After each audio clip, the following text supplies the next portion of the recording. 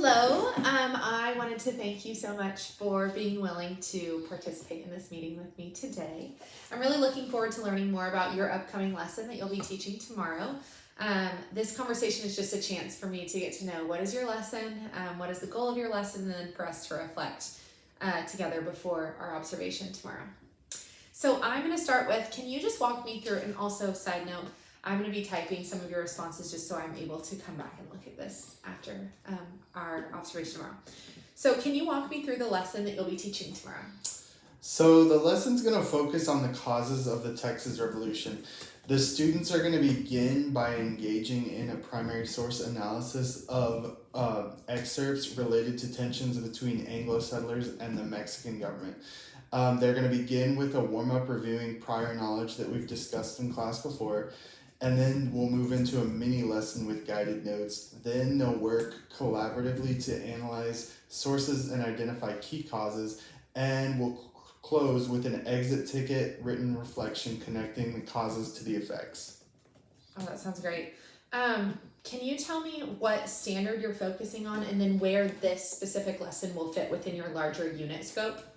So this aligns with a TEAC 7.3a and 7.21b, analyze information from primary sources. It fits with our broader unit on Mexican Texas and the road to the Texas Revolution, serving as a bridge between colonization in Texas and then the actual events leading up to the Texas Revolution and then the Texas Revolution itself. Okay, so just to give me a better idea, are you like right in the middle of a unit right now? Yes. Okay, awesome.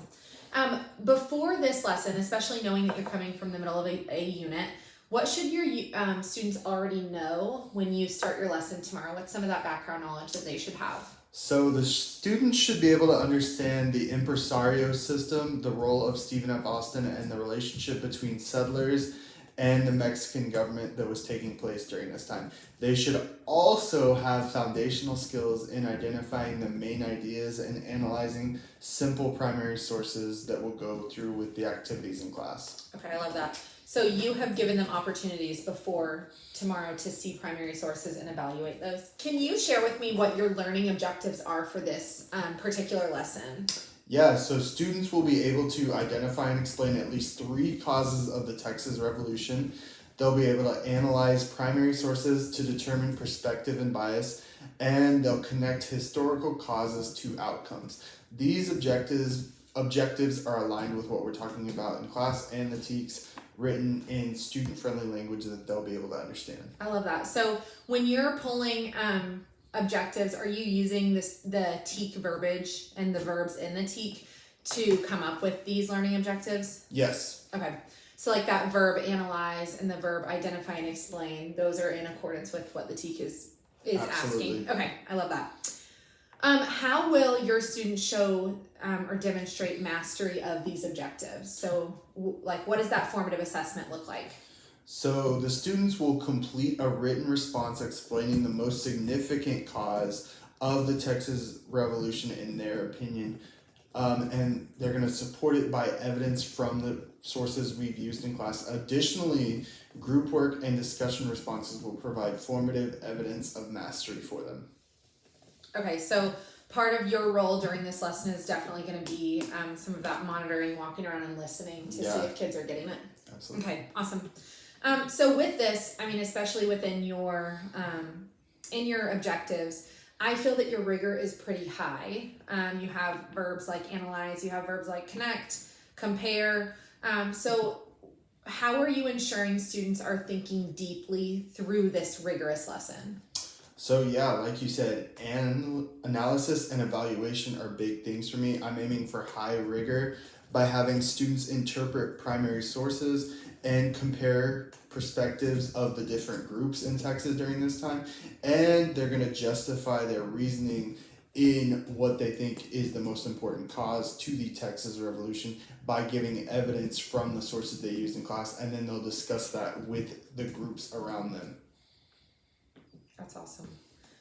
Can you talk to me about some strategies that you may use to engage maybe some of your more reluctant learners some of the kids who are less eager to participate? How are you engaging them?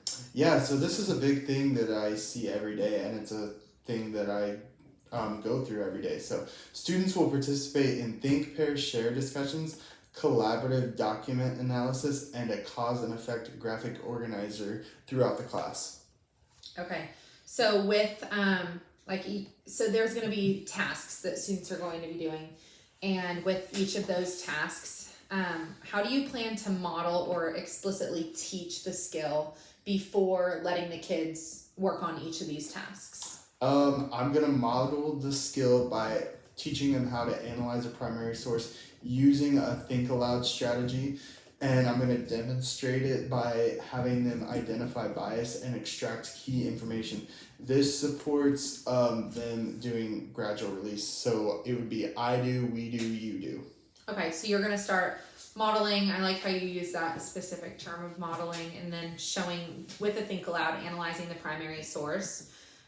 For your we do portion of that, is that a time where you anticipate that you will incorporate student practice of those skills in that think aloud?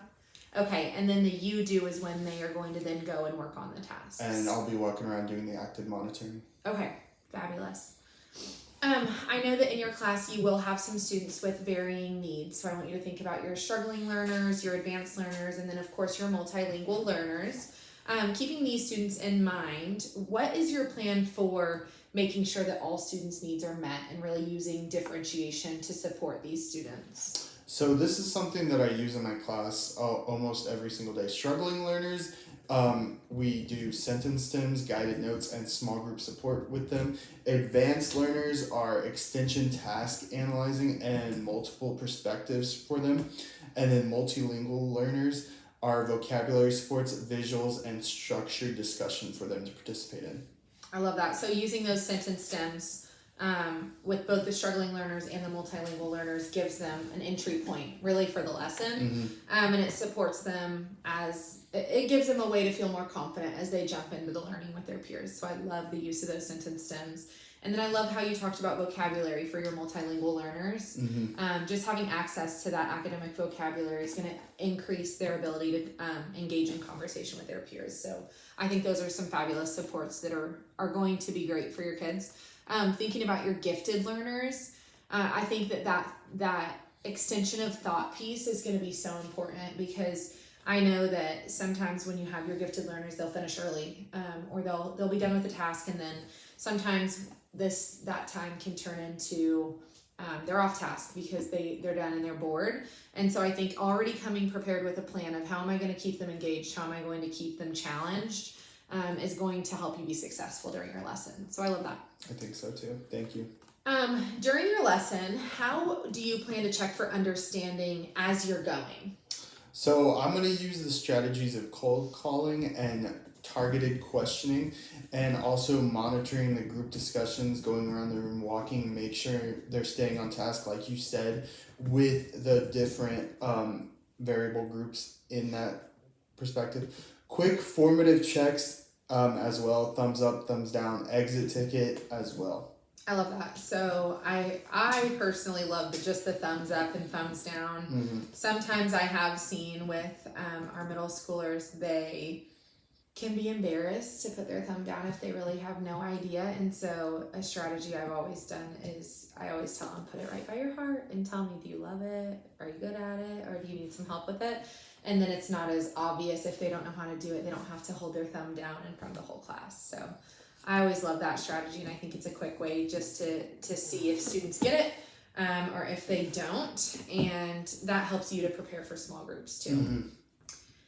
Okay, what will you do if students are not meeting the objective in the moment? So that would include, like, are you going to have examples made or discussion, like ways to get them back on track? What's your thought about that? Yeah, so I've had this happen multiple times, and one strategy that I've used is I pause and reteach using a different approach, such as additional modeling or simplifying the task. I may also, in the past, I've used a small group for targeted support as well. I have a question for you just on your small groups. When you are pulling small groups, do you like to do those more structured or more in the moment of, hey, I noticed you didn't get this, you didn't get this, you didn't get this. Come on over really quickly. We're going to do a quick reteach and then you'll join your groups again. More in the moment. Okay, I love that.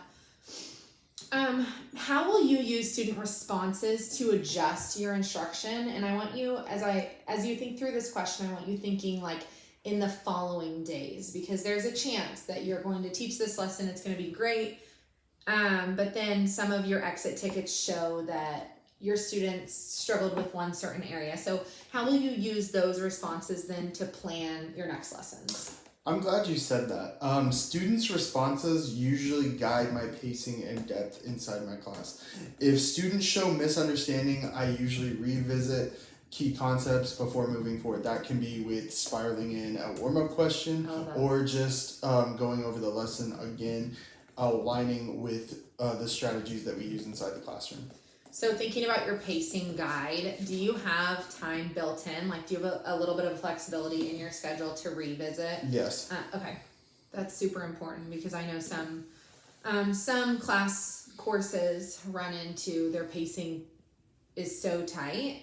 And so having a little bit of flexibility where you can go back and you can reteach or you can support student understanding a little bit more is going to give you the most benefit in the end. So I love to hear that.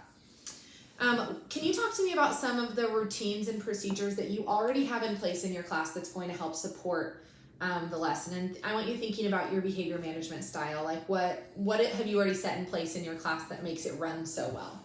So since the first day of school, I've set up routines and procedures. Students are familiar with the transition routines. That's going to be from doing the warm-up to notes to the activity, and then group work expectations, staying on task, making sure the behaviors are in line, and then source analysis protocols, making sure they're following the strategies that I've taught them to look at when they're looking at these sources. I love that. Do you have any of these routines or procedures posted anywhere around your room, or how do you ensure that students know what is expected of them? So when they walk in the door, I have a paper set up that tells them what they're going to need in class that day. It's going to be a pencil, computer, it's going to be journal. Make sure you pick up the papers off the table so they're not rummaging through their backpack, and we make sure that all the time inside the classroom is being used to the best of our abilities. I love that. I've been in your class a few times, and so I have had the opportunity to see that your kids are a well-oiled machine. They kind of know what they are supposed to do, and I love to see it.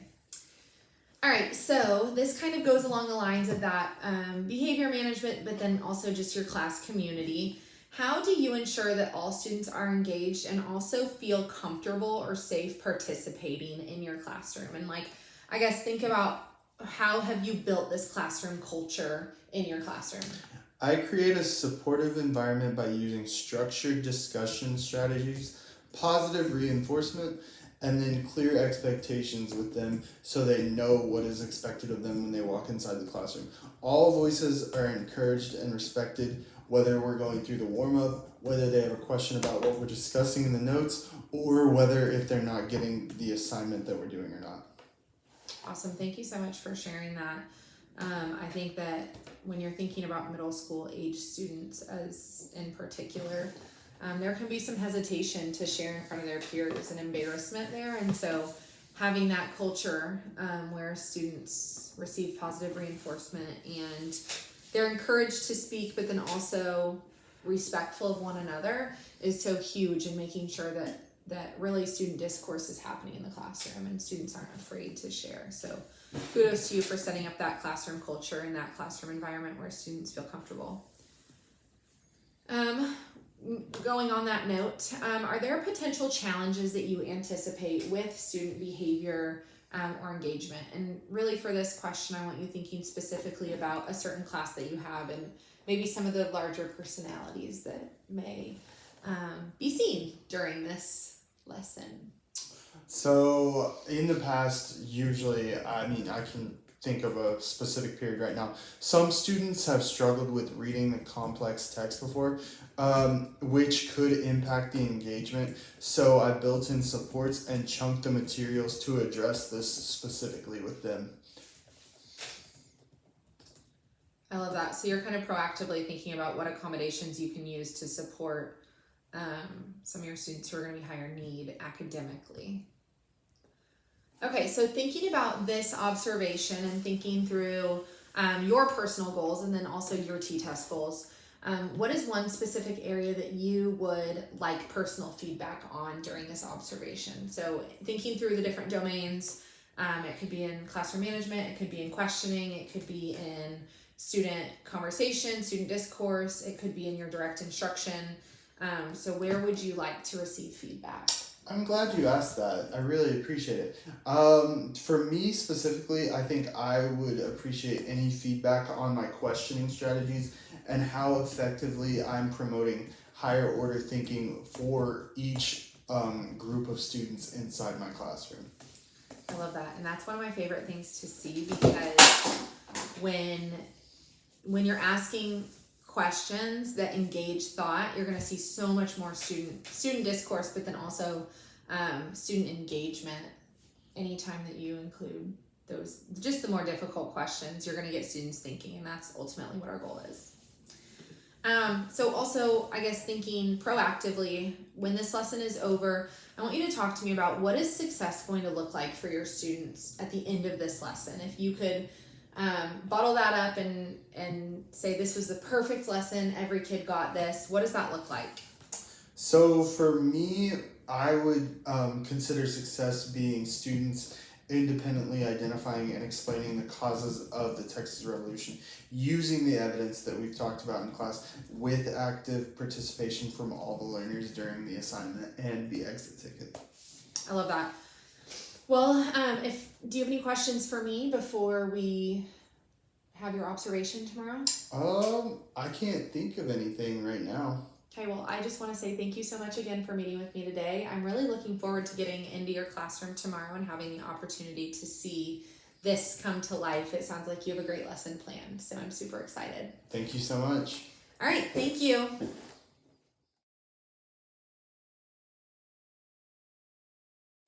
Okay, well, we'll go ahead and get started. Thank you again, Mr. Johnson, for letting me come into your classroom today and see your lesson. I enjoyed it. Your kids are awesome, and I love to see the kid conversations. They're Thank you. Good kids. So we'll jump right into this. This is just a post-conference for us to review kind of how your lesson went, to collectively share about some next steps for you, and then for me to give you some feedback on this lesson. But overall, you should be pretty proud of the work that you've done, because this was a phenomenal lesson. Thank you. So, just for us to get started, I want you to take a second and just reflect on your lesson and tell me, how do you feel the lesson went overall?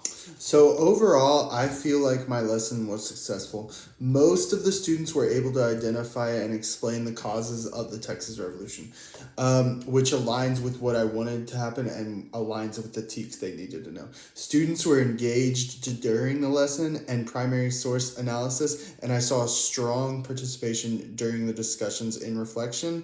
I think pacing could have been tightened to allow more time for deeper written responses, which connects to the exit ticket.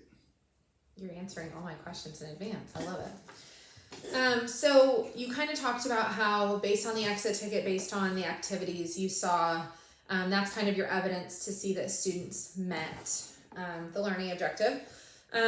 What specifically in your lesson do you feel was most successful? So thinking through, was it your direct instruction? Was it your kind of that gradual release moment?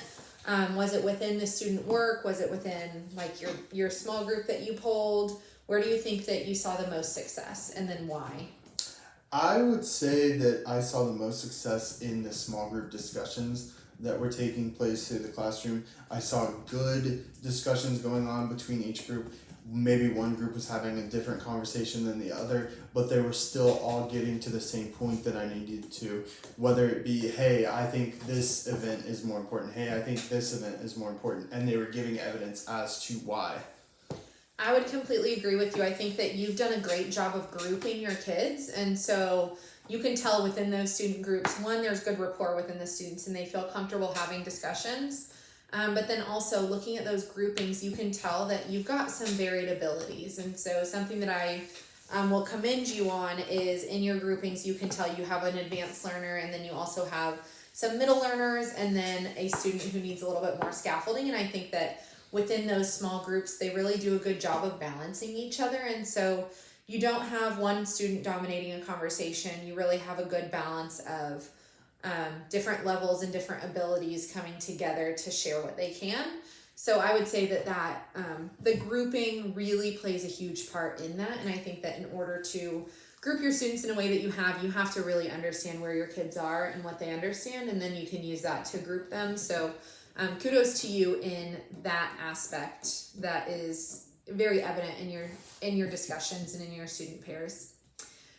Thinking through again, reflecting on this lesson, if you could teach this lesson again tomorrow, what might you change? I would incorporate more structured support for struggling readers and possibly chunking the primary sources further or adding guided questions for them to answer. I would also build in maybe some additional checkpoints before independent work to ensure that all of the students were ready for that. I love that. That's one thing that I did notice too as I was walking around and just kind of listening to the student discussions. That was a very difficult text. That the primary source that they were analyzing was difficult with lots of academic vocabulary. And so I was even thinking in my own reflection of the lesson, I wonder if just some pre-teaching of some of that academic vocabulary would have supported students in their comprehension of that reading. So thinking through that, I love just the opportunity to reflect on a lesson and identify something that you can change. Really supports strong teaching. So I like that you were able to pick out that some of those supports would better support your students and lead them to be more successful. So nice job on that. So thinking about your lesson, I believe that your lesson aligned with the standard and it's aligned with the learning objective perfectly. Kind of like we talked about during the pre-conference, we talked about those verbs that we see in the TEKS and then the verbs that are evident in your student learning objective. And I think that having alignment there ensures that you're meeting the rigor of the TEK. So seeing words like, I'm going to go back to my notes here, analyze, connect, identify, and explain. You really hit those. Students were analyzing a primary source. Students were making connections. Students were explaining within their small groups.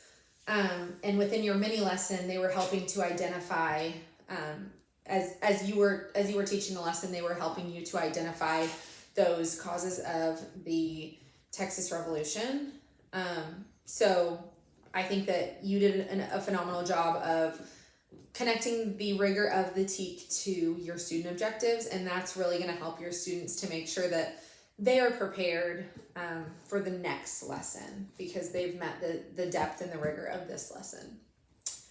I think that you did a phenomenal job of anticipating student challenges, and I also think that that's evident in your self-reflection, thinking through some students needing some additional supports. I think that reading in that social studies classroom is always going to be a spot or a challenge because the text is so difficult. So just thinking through what supports can you have really on hand, but then also tying that to student accommodations. So if you have a student that has access to a dictionary, make sure during that lesson if they can have out their Chromebook and they can use that dictionary, or they can use a text-to-speech feature, thinking through how can you use the student accommodations not only for testing, but then use that to your advantage in the classroom. I think that would really help. Some of the challenges just of scaffolding, because as we know, there's one teacher in the room and there's about 30 kids with varied needs. So making your life a little bit easier, I think, will help with some of the students who just struggled with the reading aspect of things. I think that your lesson did an amazing job of supporting different learning needs, and I go back to the student grouping, having varied abilities, but then also your ability to grab 3 kids, pull them back to the small group table really quickly, and analyze the text with them. That was a great on the fly, just an accommodation for them to get the confidence and to get the understanding before they went back to join their group. Okay, so looking back at your pacing, so thinking through just the setup of your lesson, the pacing of your lesson, what do you feel like went well there, and what adjustments might you make just to the pacing of your lesson? So I think what worked well is the primary source analysis and collaborative group work. I think they were both highly effective between the discussions of the students and then the critical thinking skills that they had as well. Students were engaged and demonstrated the critical thinking when analyzing the perspectives, and the think aloud modeling also helped scaffolding learning and supporting what they needed to know. I love that.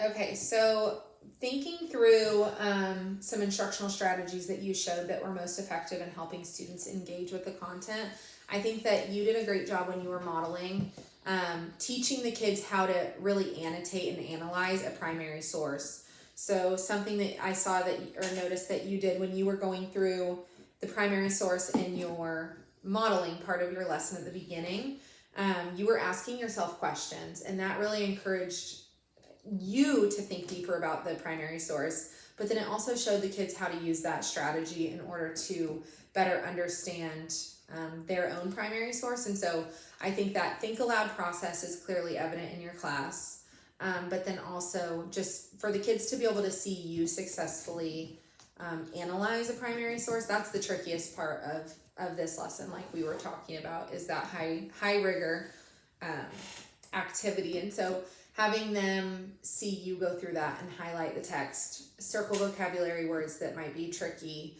and then ask yourself questions or write questions in the margin, that's doing great work to set them up for success.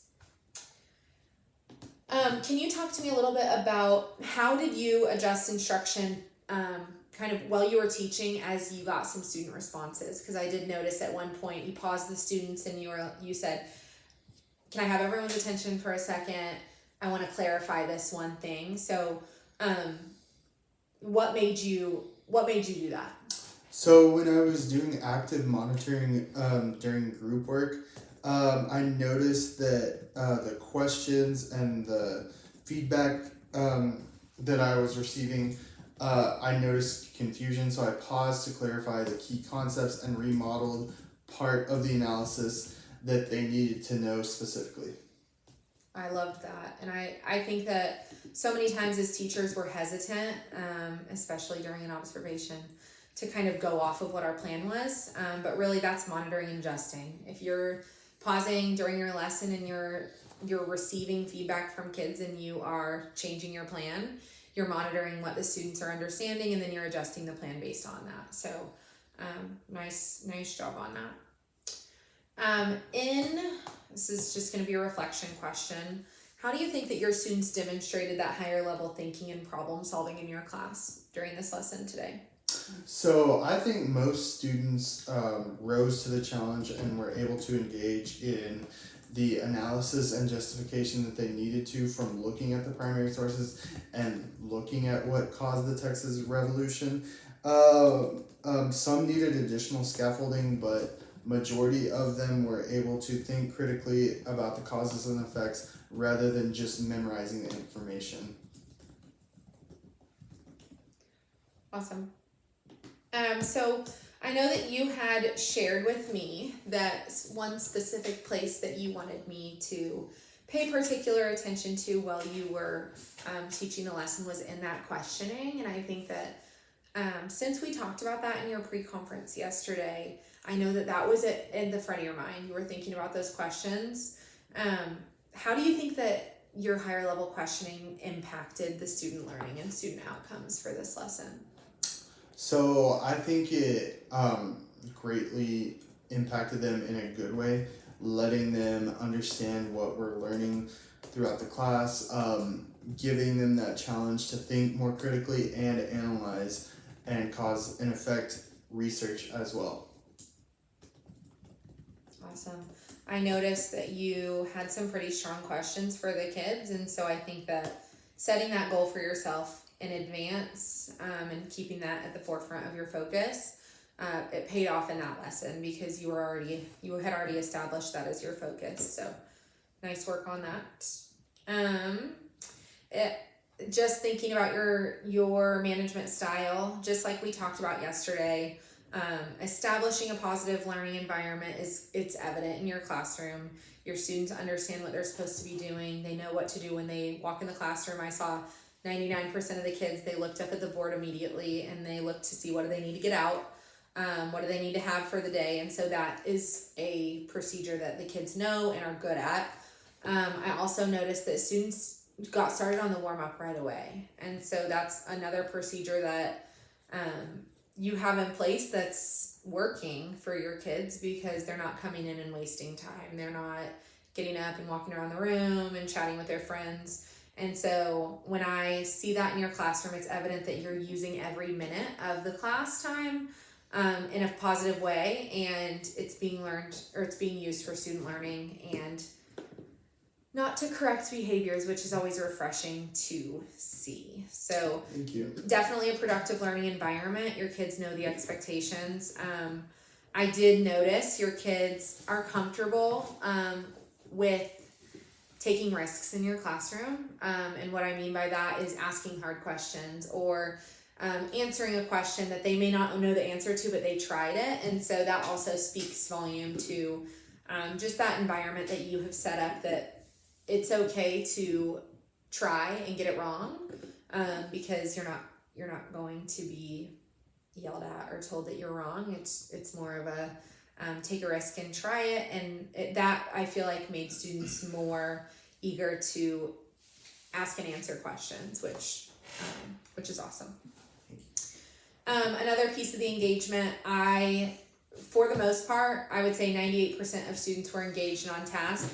I think just as you had talked about, there were a couple kids who, when the reading was hard, they tended to sit there and kind of wait to be rescued.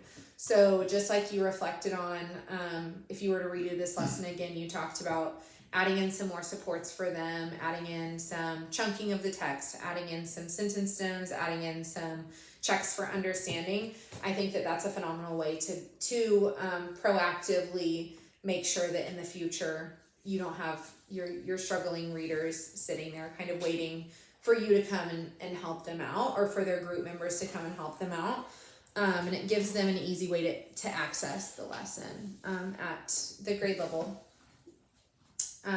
So I think thinking about your lesson and thinking about your kids' engagement, your kids are engaged, and then you have a plan in place for the kids who are waiting to have better support, I think. So how do you feel that classroom routines and procedures supported you throughout this lesson? So for that specifically, I would say that the routines and procedures worked really well. The students know what is expected of them when they walk in the classroom. Since about the second day of school, I've had a warm-up up for them to complete, and they know that they need to do those warm-ups as they help them throughout the class period.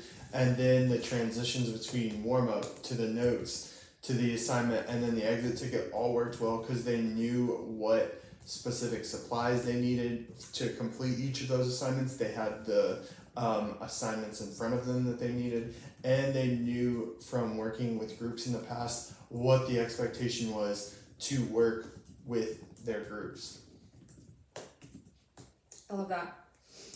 So in your typical lesson, how do you typically reflect on or adjust instruction after a lesson like this? Or is this a procedure that you have in place, or is this something that you would like to implement in the future? So I think I do a good job of knowing what I need to reteach, but there are some different skills that I can do to make that better in the future. Okay, I love that. And I think like we had talked about with the flexibility of your pacing, having a little bit of flexibility in your pacing is going to support your ability to adjust instruction based on your students' needs. So you're in a good position there. are there any, after this lesson, are there any supports or resources that I could provide you to help you in your future instruction? So I think additional professional development on things like primary source analysis and scaffolding might be helpful, as well as access to maybe differentiated materials as well. Okay, so really focusing on your instructional materials, that's something that I can definitely work with the district on. But then also thinking through just some sort of further training on how to support kids in analyzing primary sources would be helpful. Yes. Okay, that's definitely something that I can help you with. And then my last thinking point for you, is there one area that you, or action step that you plan to take before your next observation, based on kind of the goals that we discussed today? Is there one thing that you plan to change before I'm back in your classroom by the end of the year? So I think I'd like to implement more of the professional development things that we just talked about, maybe going to them, learning, not just the same ways that we always look at primary and secondary sources, but to give the students differentiation inside looking at the primary and secondary sources. I love that. Okay, well, do you have any questions for me? I don't think so. Thank you so much. Yeah, you did a phenomenal job on this lesson. I will take our discussion and I will enter it into the online system. And so you'll know your scores and your ratings, and then you'll have the opportunity to look through those. And then if you have any questions, we can schedule another time to meet and go through them. But overall, you reached each domain in a very positive manner. So very nice job on that. Awesome. Thank you so much. I look forward to reading that. Thank you.